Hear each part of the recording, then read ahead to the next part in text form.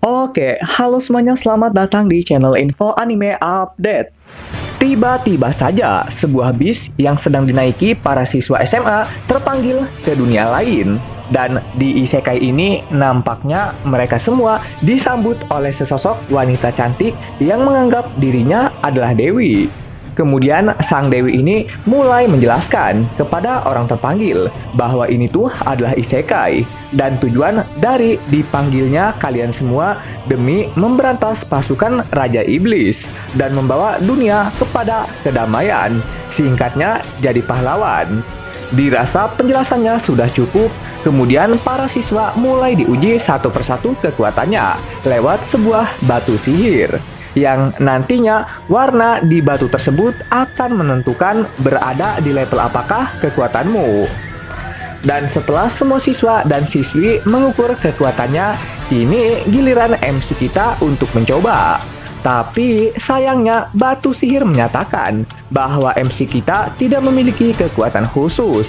Jadinya dia pun harus menerima fakta bahwa dunia ini hanya menerima yang terkuat, sedangkan yang terlemah akan menjadi bahan ejekan para netizen. Tapi nggak hanya netizen doang yang merendahkannya. Bahkan Dewi yang kelihatannya baik pun seketika malah menjadi Dewi psikopat. Lebih parahnya lagi, bahkan seorang teman yang pernah MC kita selamatkan, dia pun juga sama gilanya dengan sang Dewi. Pokoknya nasib MC kita ini serasa dunia ini adalah musuhnya. Tapi walaupun sebagian besar makhluk ini pada biadab, bukan berarti semuanya sama. Karena di antara mereka masih ada yang sangat waras dan berani membela Touka Mimori, yakni MC kita yang terzolimi. Tapi naasnya orang waras ini malah kena bungkam sama Dewi psikopat.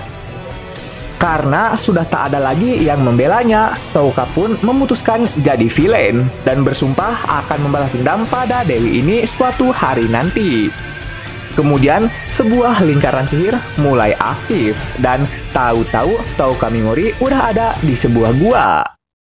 Kirain Touka masalahnya sudah selesai, tapi sialnya malah muncul musibah lainnya, yakni Touka harus bertahan hidup dari serangan monster-monster yang ada di gua ini. Touka frustasi, menganggap gini amat ya nasib gua. Tapi untungnya dia diberkati cheat domain, yaitu sebuah cheat yang kalau targetnya masuk dalam jangkauan lalu Touka bilang diem, maka monsternya bakalan diem. Dan kalau Touka bilang keracunan, maka targetnya akan otomatis keracunan. Terakhir, kalau Touka bilang tidur, maka targetnya akan tidur saat itu juga. Tapi minusnya, kekuatan mutlak ini harus pakai MP, dan bangkainya hanya bisa dipakai satu kali pada satu target. Jadi, kalau semisal MP-nya habis dan skillnya nggak ngaruh pada target tertentu, maka yang terjadi selanjutnya hanya bisa pasrah dan menunggu keajaiban dari sang pencipta. Tapi tetap aja sih masih OP. Soalnya ketiga ability tadi mampu Touka aplikasikan pada satu target. Dengan skill se-OP ini, ditambah lawan yang dia hadapi sangat banyak, apalagi tiap ngebunuh monster levelnya naik dengan sangat signifikan, yang membuat MP-nya juga bertambah jadi unlimited. Tentunya apalagi gitu yang ditunggu selain bantai-bantai. Jujur sih, ngelihat kekuatannya Touka yang tinggal tunjuk-tunjuk terus musuhnya mati, bener-bener satisfying banget. Dan pada akhirnya, para monster yang ngelihat bahwa kekuatan Touka itu lebih monster dari mereka, akhirnya memutuskan untuk AFK, alias meninggalkan pertandingan. Selanjutnya, Touka mulai mencari berbagai perlengkapan dari tengkorak orang-orang mati. Dan selanjutnya lagi, karena lapar, Touka pun memutuskan untuk memakan bangkai burung monster. Tapi bangkainya pas Touka udah tepar akibat dari memakan seekor monster, taunya tas yang diberikan Dewi psikopat malah memberikannya makanan modern. Bangke, kenapa nggak dari tadi coba? Hari demi hari telah Touka lalui, dan kekuatan Touka juga nampaknya telah menjadi sangat OP. Sebab pas lawan dinosaurusnya dia bantai. Tapi setelahnya Toka malah menangis. Karena dahulunya Toka punya masa lalu yang sangat kelam, tapi kemudian ada dermawan yang menolongnya.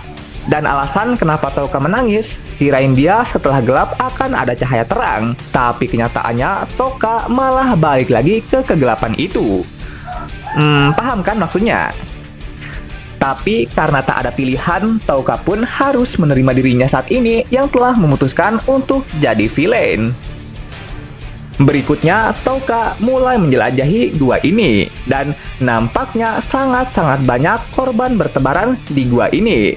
Dirasa mereka ini adalah korban yang sama sepertinya, Toka pun memberi penghormatan pada mereka. Setelahnya, Toka juga mendapatkan peringatan kalau dia tuh harus berhati-hati sama monster pemakan jiwa. Dan setelah berjalan lumayan lama, Toka pun sampai juga di tempat patung kepala Medusa berada. Lalu saat Toka menyerangnya, malah dianya yang kena serang. Dan tiba-tiba muncul suara gemuruh dari tembok yang runtuh. Lalu setelahnya memperlihatkan patung Medusa yang berjalan mendekat ke arah Toka. Dan entah apa yang terjadi, patung ini mulai muntah. Kemudian lewat cairan muntahannya ini muncullah sosok arwah gentayangan. Dan hal ini nampaknya adalah kebiasaan yang dilakukan patung Medusa untuk membuat lawannya putus asa. Sedangkan dia akan tertawa di atas penderitaan yang dialami korbannya itu. Semakin menderita lawannya, maka semakin senang pula raut wajahnya. Dan semakin banyak juga arwah gentayangan yang dia panggil. Di saat Toka putus asa karena nggak bisa nyerang, di saat itulah dia tersenyum. Dan genjutsu. Seketika patung kepala Medusa jadi terkejut akibat dari ketidaktahuannya bahwa Toka sedang berakting. Gila, aktingnya keren banget sumpah. Sebagai penonton, gua pun juga sama ketipunya dengan tuh patung. Keren sih ini MC. Patung Medusa kena mental, karena sekarang kondisinya dia nggak bisa ngapa-ngapain akibat dari kena skill Toka. Dan hanya tinggal menunggu waktu saja untuk malaikat ajal menghampirinya. Sumpah, ini MC keren bener cuy. Nyusun rencananya bener-bener villain banget. Setelah patung Medusa kalah, jiwa-jiwa yang tersegel mulai keluar. Dan jiwa-jiwa ini juga menitip pesan pada Toka untuk membalaskan dendam mereka kepada Dewi Psikopat. Dan tentu saja Toka pun menerima permintaan itu dengan senang hati. Karena semua monster udah kalah, maka waktunya bagi Toka Mimori untuk keluar dari gua yang gelap ini.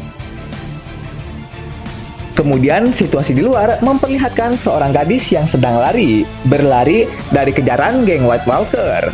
Selanjutnya, Toka yang baru aja keluar dari gua mulai berjalan di sekitaran, lalu bertemu dengan slime yang kena bully. Awalnya, Toka tidak peduli. Tapi pas ngeliat slime yang dibully itu melakukan perlawanan, Toka yang tergerak hatinya mulai membantu dengan menghentikan gerakan slime pembuli. Karena masalahnya terselesaikan, Toka pun lekas pergi. Tapi karena slime yang diselamatkannya itu ngikutin dia mulu, pada akhirnya Toka pun membawanya sebagai partner. Lalu menamainya Piggy Maru. Sedangkan di sisi lain, heroin kita yang kelelahan dan terdesak seketika berubah jadi Power Rangers. Agar pas musuhnya datang, sang heroin bisa langsung nyerang. Tapi yang diserang para preman malah MC kita. Dan seperti biasa, untuk membuat lawannya senang, Toka akan berpura-pura lemah. Dan saat dimana para NPC ini lagi senang-senangnya, barulah saat itu Toka akan memberi mereka kenyataan pahit bahwa inilah yang terjadi jika mereka bermain-main dengan orang yang salah. Selanjutnya, untuk berurusan sama heroinnya, Toka membuat rencana di mana Piggy Maru nyerang di depan, sedangkan Toka nyerang di belakang, sekaligus memakai skillnya untuk membuat sang heroin terdiam. Singkat cerita, Toka meminta pada si gadis apakah dia bisa membaca tulisan kuno, tapi si gadis nggak paham. Namun dia mengenal seseorang yang mungkin saja mampu membacanya. Untuk selanjutnya, Toka meninggalkan gadis ini seorang diri. Yah, kok kira bakalan digimana-gimanain gitu.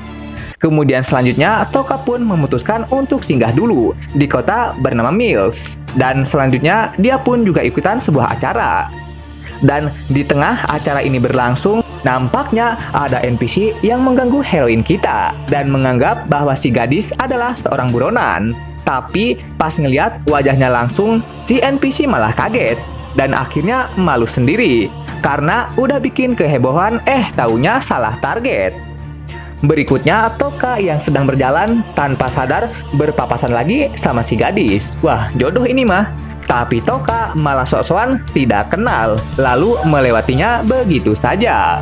Untungnya si gadis memanggilnya. Dan lewat percakapan ini, Toka dan si gadis memutuskan untuk jadi teman. Selanjutnya, di sebuah reruntuhan Mills, Toka yang tengah asik berjelajah tiba-tiba mendengar para NPC yang membicarakan heroinnya. Tapi karena niat orang-orang ini pada nggak bener semua sama heroinnya, sebagai MC yang baik, Toka pun mendekatinya untuk mendengar info lebih lanjut. Dan seperti biasa, Toka akan berpura-pura jadi orang lemah, supaya para NPC ini senang dulu. Dan saat NPC ini banyak tingkah, maka barulah saat itu Toka akan memberinya pelajaran. Karena hanya dengan beginilah Toka bisa puas. Sungguh villain yang kejam memang. Setelah banyaknya membantai monster, Toka yang kelelahan mulai tidur. Dan setelah pergi dari peristirahatannya ini, dia dihampiri para petualang yang memberinya info terkait keanehan di dalam sini. Selanjutnya, setelah lamanya berjalan, Toka pun sampai di pintu misterius. Dan di dalam pintu itu terdapat cawan mata naga dan patung naganya. Nah, di sini kerennya si MC, dia ini masih sempat untuk memutar otak. Yakni kalau dia ambil cawannya, maka sang naga akan bangun. Untuk itulah, demi menghindari skenario terburuknya, dia pun mengalahkan dulu patung naganya, supaya cawan ini dapat dia ambil tanpa harus terlibat pertempuran. Sumpah, keren bener nih MC, segala sesuatunya bener-bener pakai perhitungan. Dan nampaknya di belakang mereka ada si gadis yang baru datang. Dan karena si gadis menginginkan cawan itu, maka Toka pun dengan senang hati memberikannya. Tapi si gadis tidak bisa menerimanya begitu saja. Untuk itulah dia menawarkan diri menjadi pendamping Toka. Waduh, pendamping hidup mau. Dan karena si gadis juga sangat keras kepala, mau tidak mau Toka pun harus membawanya. Kemudian saat mereka sampai di TKP, si gadis merasakan ada keberadaan monster di sekeliling mereka. Dan Toka mengatakan, mungkin aura monster itu berasal dari partnernya yaitu Piggymaru. Lalu saat Toka menunjukkan Piggymaru, nampak terlihat bahwa si gadis bisa langsung segera akrab sama Piggymaru. Dan untuk selanjutnya, Toka menyuruh si gadis buat tidur, karena matanya terlihat kelelahan. Dengan bantuan dari skill Toka, si gadis pun akhirnya tidur. Tapi pas tidur ini, seketika wujud si gadis langsung berubah jadi sesosok elf. Kemudian saat si gadis bangun dari tidurnya, untuk menghindari kepanikan, Toka pun memutuskan untuk pura-pura tidur, supaya si gadis tidak usah khawatir identitasnya diketahui pas lagi asik-asiknya tidur. Mantap MC, lagi dan lagi kamu mengambil tindakan yang sangat tepat. Kemudian setelah mereka sampai di tujuan dan langsung menghindar dulu karena monsternya mau muncul, di saat itulah sang bos monster yang sebenarnya akhirnya muncul beneran. Karena udah muncul, si gadis pun langsung memakai jubah Power Rangers-nya untuk siap tempur. Lalu di saat monster mulai nyerang, di saat itulah Toka mengaktifkan jutsunya. Dan akhirnya monster itu langsung mati, tanpa harus melakukan banyak usaha apalagi ribut segala. Si gadis langsung terpesona. Dikarenakan urusan di sini telah selesai, maka waktunya untuk meninggalkan reruntuhan ini. Malam akhirnya tiba, dan di malam yang indah ini, Toka mengajak si gadis ke kamarnya. Tapi bukan bermaksud untuk nganu-nganu ya, melainkan untuk menyewa si gadis sebagai pengawalnya. Namun, entah kenapa si gadis nampak gelisah. Toka mengerti, mungkin ada kaitannya dengan identitas, dan sepertinya tebakan Toka sangat benar. Karena sudah diketahui, si gadis pun mulai membuka identitasnya, yang merupakan seorang gadis elf cantik bernama Seras Ashren. Tentunya Touka juga mulai memberitahukan nama aslinya. Dan dengan ini, pertemanan versi yang identitas asli kembali terjalin. Karena hari semakin malam, maka sudah saatnya untuk pergi tidur. Kemudian di pagi harinya, mereka pun mulai makan. Dan setelah selesai makan, karena Seras memiliki urusan lain, akhirnya mereka pun harus berpisah untuk sementara waktu. Berikutnya, karena udah ditunggu tapi Serasnya nggak datang-datang, Touka pun mulai cemas. Dirasa ada sesuatu yang tidak beres, Touka pun langsung bergegas untuk mencarinya.